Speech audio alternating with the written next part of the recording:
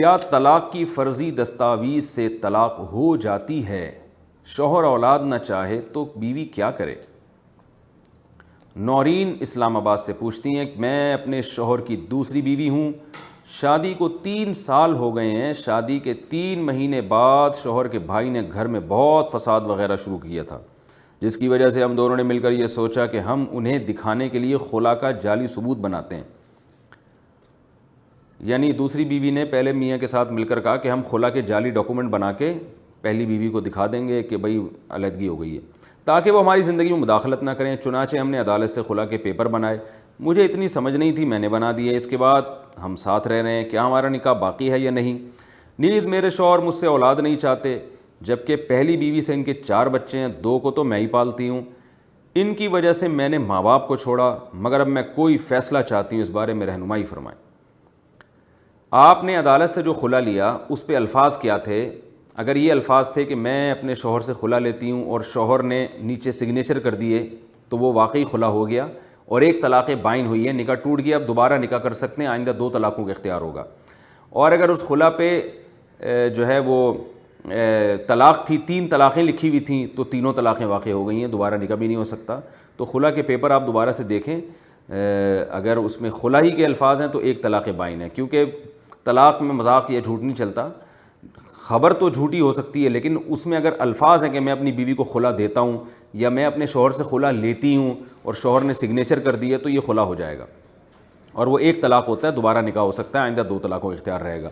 دوسرا مسئلہ یہ کہ آپ کے میاں کے پہلی بیوی سے اتنے بچے ہیں اور آپ سے نہیں بچے چاہتے، تو شوہر جو ہے بیوی سے اولاد روک نہیں سکتا۔ نہ عورت شوہر سے پوچھے بغیر اولاد روک سکتی ہے، نہ شوہر بیوی کی مرضی کے بغیر حمل روک سکتا ہے، حمل روکنے کی کوئی تدبیر اختیار کر سکتا ہے، یہ جائز نہیں ہے۔ تو آپ کے شوہر کو چاہیے، میں افسوس کرتا ہوں کہ آج کل دنیا سے خاندانی لوگ پتہ نہیں کیوں ختم ہو رہے ہیں۔ بھائی اگر آپ دوسری شادی کریں تو اولاد کے لیے کریں۔ مصیبت یہ ہے کہ لوگ کہتے ہیں ہمیں بیوی چاہیے مگر اولاد نہیں چاہیے، تو اس کا مطلب ہے ان کو صرف، افسوس کی بات مجھے یہ تھوڑی ابیوز لینگویج استعمال کرنی پڑ رہی ہے، ان کو صرف چسکے چاہیے ہوتے ہیں، گھر نہیں بسانا چاہتے وہ۔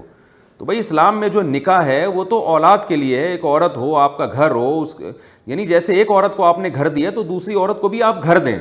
عورت کو صرف شوہر نہیں چاہیے ہوتا، پراپر گھر چاہیے ہوتا ہے، اور گھر کی ڈیفینیشن دیواریں اور چھتوں کو گھر نہیں کہا جاتا، گھر اس کو کہا جاتا ہے جس میں اولاد ہو، خاندان آباد ہو۔ تو اس لیے جب بھی دوسری شادی کوئی کرے تو اولاد کی نیت سے کیا کریں، نسل روکنے کی نیت سے نہ کیا کریں کہ بس ہمیں جو ہے نا ذمہ داری نہ اٹھانی پڑے نہ بچوں کی، اور بس ہمیں جو ہے نا زوجہ چاہیے اور پھر برابری بھی نہیں کر رہے ہوتے اس کے ساتھ، تو وہ یعنی ایک تھوڑی سی نامناسب حرکت ہے، یہ تھوڑی سی کیا بہت زیادہ سی۔ تو اس لیے جب نکاح کریں اولاد کے لیے کیا کریں، اور آپ نے بہرحال جس نیت سے بھی کسی نے نکاح کیا ہو تو بیوی کی مرضی کے بغیر بہرحال اولاد روکنا جائز نہیں ہے، کیونکہ اولاد جیسے باپ کا حق ہے، ماں کا بھی حق ہے۔ اذان کے بعد کی صحیح دعا کیا ہے؟ اذان کے بعد کی دعا، اچھا انہوں نے یہ بھی پوچھا ہے کہ مگر اب میں کوئی فیصلہ چاہتی ہوں، تو مسئلہ یہ ہے کہ اگر شوہر اولاد نہیں چاہتا تو یاد رکھیں عورت کو اولاد کی ضرورت بڑھاپے میں شوہر سے بھی زیادہ ہوتی ہے۔ شوہر تو مر جاتا ہے، عورت بیوہ ہو جاتی ہے، اس کی جوانی میں بھی اولاد ضرورت ہے، بڑھاپے میں بھی ضرورت ہے۔ تو میں مشورہ دیتا ہوں کہ جو مرد اس طرح کا ظالم ہو اور وہ اولاد پیدا نہیں ہونے دیتا، تو عورت کے لیے بہتر یہ ہے کہ وہ اس سے طلاق لے کے کہیں اور شادی کرے جہاں اس کو اولاد ملے۔ بہتر اس لیے کہہ رہا ہوں کہ اسلام میں نکاح کا بنیادی مقصد ہی نسل ہے، نکاح کا بنیادی مقصد ہی اولاد ہے۔ یہ جو اللہ نے مرد اور عورت میں شہوت رکھی ہے، اس کا بنیادی مقصد ہی اولاد ہے۔ اور حدیث میں جو نکاح نہ کرنے سے روکا گیا ہے، نکاح کے بغیر زندگی گزارنے سے روکا گیا ہے، اس کی وجہ فقہا محدثین بیان کرتے ہیں۔ اس کی وجہ یہ کہ تاکہ نسل پیدا ہوتی رہے۔ باب العلت التی نہی من اجلہ التبتل، محدثین نے باب باندھا ہے کہ وہ وجہ جس کی وجہ سے نکاح سے اجتناب سے اسلام نے منع کیا ہے، وہ وجہ ہے اولاد، کیونکہ اولاد نہیں ہوتی اگر نکاح نہیں کرتے۔ تو نکاح کی تو بنیادی مقصد ہی اللہ نے نر اور مادہ اور مرد اور عورت جو پیدا کیے ہیں، جو پیر بنائے، وہ تو اصل نسل بڑھانے کے لیے بنائے۔